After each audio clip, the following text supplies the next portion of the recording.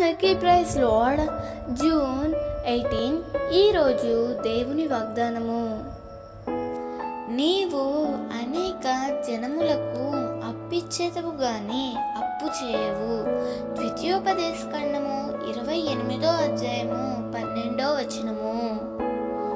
దేవుని ఎడల భయము భక్తి కలిగి ఎవరైతే జీవిస్తారో వారి జీవితంలో తప్పకుండా దీవెన చూడగలుగుతారు. ఈ వాగ్దాన నెరవేర్పు వారు అనుభవించగలుగుతారు. నేడు దేవుని ప్రజలు అనేక మంది చేయి చాపి అప్పు అడిగే స్థితిలో ఉన్నారు. కారణం ఏమిటంటే దేవుని యందు భయభక్తులు కలిగి ఉండటం ఎప్పుడైతే లోపిస్తుందో అప్పుడే లోటు ప్రారంభం అవుతుంది.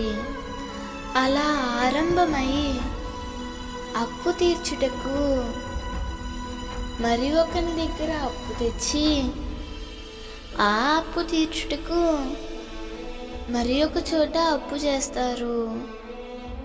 ఆనాడు దావీదు తన అనుభవపూర్వకముగా చెప్పిన మాట ఇది: యెహోవా నా కాపరి, నాకు లేమి కలగదు.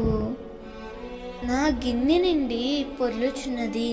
నా బ్రతుకు దినములన్నీ కృపాక్షేమములే నా వెంట వచ్చును.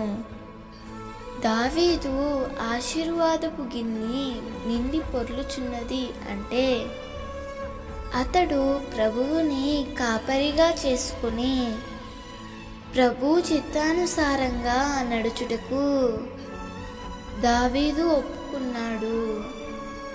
ప్రియమిత్రమా, నీవు కూడా దావీదు వలె ప్రభువును కాపరిగా చేసుకొని జీవించినట్లయితే నీవు కూడా ఆశీర్వదించబడతావు. అనేక మందికి అప్పిచ్చే వ్యక్తిగా నీవు మారతావు. నీవు కూడా దావీదులా ఈ మాట చెప్పగలుగుతావు. దేవుడు ఈ వాగ్దానము నీ జీవితంలో నిశ్చయముగా నెరవేర్చునుగాక. ఆమేన్.